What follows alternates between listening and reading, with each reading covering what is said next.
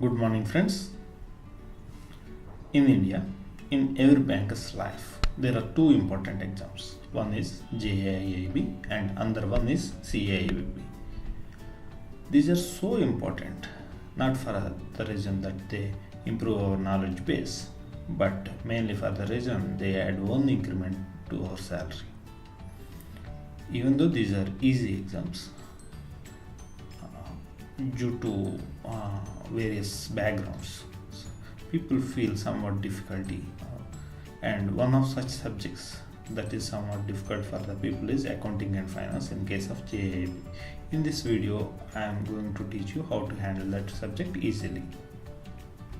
In part 1 of this video, we are going to cover few concepts regarding interest.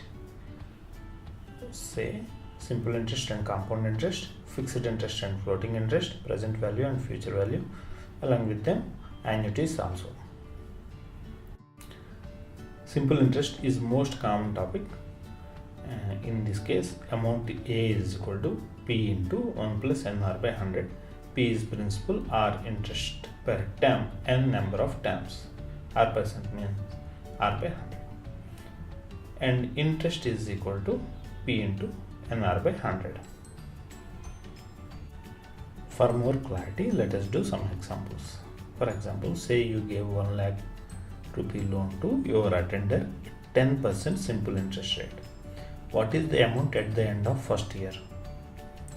Same, it is follows. What is at the end of second year? At the end of third year. Answer is as simple as that. 10% of 1 lakh is 10,000. So every year 10,000 is added up to principal. So by the end of first year, only 10,000 is added to principal. That comes to 1 lakh 10,000. If you substitute same things in the formula also, you get the same result. By the by the end of second year, you get 2 10,000s, but one for first year, one for second year. That means 1 lakh 20,000. Same for the third year. Now let us handle compound interest. In case of compound interest, amount is equal to amount A is equal to P into 1 plus R by 100 to the power of n. Same parameters. R is rate of interest, N is number of periods. Interest is equal to amount minus principal. You can observe the same thing from the below mentioned picture.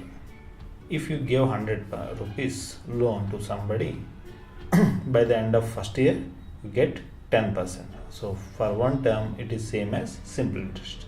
So by the end of first year, the value of the amount is 100 plus 10, 110. But for the second year, that means in the second term, you need to consider the interest also. That means you need to calculate interest on interest also. So it comes around 11. 10% of 110, 11. So 110 plus 11, 121. By the end of second term, the value is 121. If you go further in one more year, 10% of 121, that means 12.1. So this is the interest we earn. So if we add 12.1 to 121, it is 133.1. Same thing, same result you will get even if you apply the values in case of in formula. So for example, let us do one problem. For 100 rupees at 10% annually compound interest rate, what will be the amount by the end of third year? The amount A is equal to principal is 100, 1 plus 10%, 10 by 100 to the power of number of periods 3. So 100 into 1.1 to the power of 3. 1.1 cube is 1.331. 1.331 into 100, that means 133.1. This is what compound interest. And continuously compounding interest. In this case, of course, it is not so important for the exam, but let us remember the formula. A is equal to P means principal into E to the power of RT. E is exponential. Coming to rule of 72, ఇది It is for approximation. Say for staff there is a special deposit scheme that offers 14.4% annually compounding interest rate. So in how many years money gets doubled? Let us apply this concept or this example. The trick is nothing, just divide 72 by percentage. What is 72 by 14.4? It's mere 5. So within 5 years you are going to get double of your amount. So what we need to do under the rule of 72, we just need to divide 72 by the percentage and we are going to get approximate time period to get the amount doubled, whether it is amount or loan, whatever it may be. In case of fixed interest, the interest agreed upon at the initiation of contract. For example, you gave a home loan. So generally in good old days it used to be fixed. So it is say 10% throughout the loan, it need to be 10%. Staff loan, now it's a good example is staff loan, 7% means 7%. Coming to floating interest rate, this rate change in response to some other corresponding rate. Generally most common rates are LIBOR, Euribor, benchmark rate. London bank rate is most common rate across the world. For example, if we say HL interest rate is benchmark rate plus 2%, if benchmark rate is 10%, HL rate going to be 12%. If float rate increases, then either we need to increase EMI or period of EMIs. One thing we need to increase. If otherwise float rate decreases, we can decrease EMI or number of periods. Coming to front end interest, amount of principal given after deducting interest. For example, in case of local markets, this is a common practice across India that whenever some trader go for a loan, if he go for a loan for 100 rupees, they give him only 95 rupees. That means they collect 5% interest upfront. Back end, it's common, interest collected at the end of the term. Example, all loans. Coming to time value of money, present value is value of money in today's terms. Future value is value of money at a future point of time. There is one saying, bird in hands equals two in bush. It is very much applicable to this. So let us go through the next example. Say for example, in 2018 you have 100 rupees. What is the value of these 100 rupees in 2020? Say if the value goes compounding at 10%, it will be 100 plus 10, 110 by 2019. Plus 10%, that means 11, 121 by 2020. So it is nothing but compound interest concept.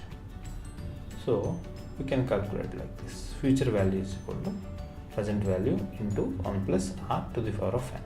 Present value is equal to future value by 1 plus r to the power of n. If these are cash flows, that means we need to go find out present value and future value of cash flows. We need to do it separately for each cash flow. Say for example, in 2019 you received 10 rupees, and 2020 10 rupees, and 2021 10 rupees. So present value, that means value at the rate 2018 at a rate of 5% is for 2019 10 rupees, 10 by 1.05. That means we are bringing those 10 rupees 1 year backward. So it need to be divided by the interest rate 1.05. Same 10 rupees will be of value 10 into 1.05 square. Same, it follows all other values also follow the same suit. And 10 rupees in 2021 is 10 only.